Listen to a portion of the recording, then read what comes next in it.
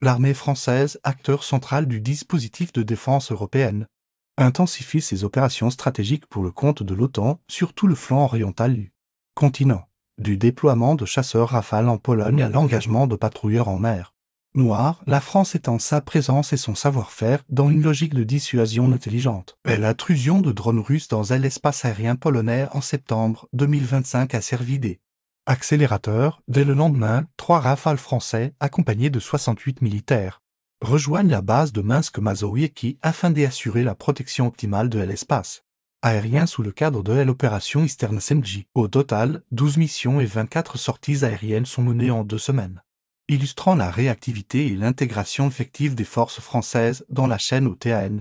Sur le terrain, la configuration des Rafales B de l'escadron de chasse 2/4 Lafayette, doté de missiles RR Mika, répond à l'impératif de neutralisation face aux menaces aériennes. Les équipages entraînés à la manœuvre coordonnée et pleinement intégrés avec les partenaires de l'Alliance réalisent des Alpha Scramble à chaque incursion détectée qu'il s'agisse de drones hostiles ou des avions militaires russes franchissant les limites des frontières baltes. La France démontre ainsi sa capacité à déployer rapidement des moyens adaptés face à la volatilité opérationnelle du théâtre ukrainien et balte. Mais l'engagement français dépasse le cadre polonais.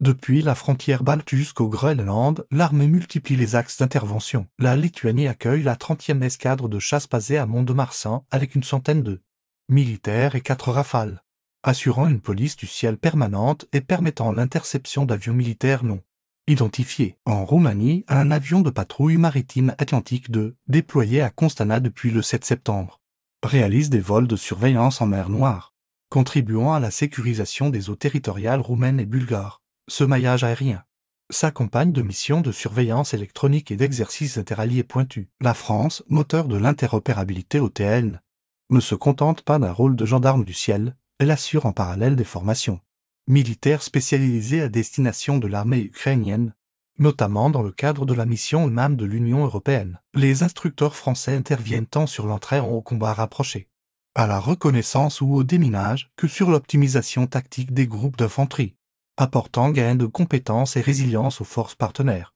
Dans ce contexte de tension géopolitique, les exercices de grande ampleur prennent une dimension cruciale. Ainsi, Picnic 25, organisé en Estonie avec les forces locales, américaines et britanniques, renforce l'interopérabilité et la cohésion de l'ensemble des unités alliées.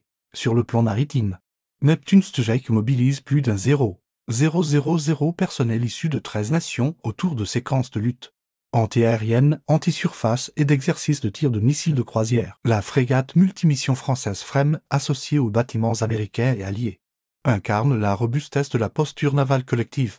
Enfin, dans le Grand Nord, le Groenland devient le terrain d'exercice Arctic Light 25, piloté par le DEAC et ponctué par la participation du bâtiment de soutien métropolitain Garonne et des NA330M RTT spécialisés de facteurs de Ce volet arctique témoigne des capacités logistiques françaises et de l'intégration de groupements commando de montagne GCMM équipés de drones au sein de contingents danois. Une illustration frappante de l'adaptabilité française en environnement extrême. En synthèse, la démultiplication des missions françaises pour l'OTAN répond à un double impératif: consolider la posture dissuasive face à la menace russe et garantir une sécurité régionale euro-atlantique efficace et crédible. La France s'impose comme pivot régional respecté pour son expertise, sa réactivité et son engagement total au sein de la structure multilatérale de l'Alliance. La doctrine française tournée vers la dissuasion, l'interopérabilité et la montée en puissance des capacités alliées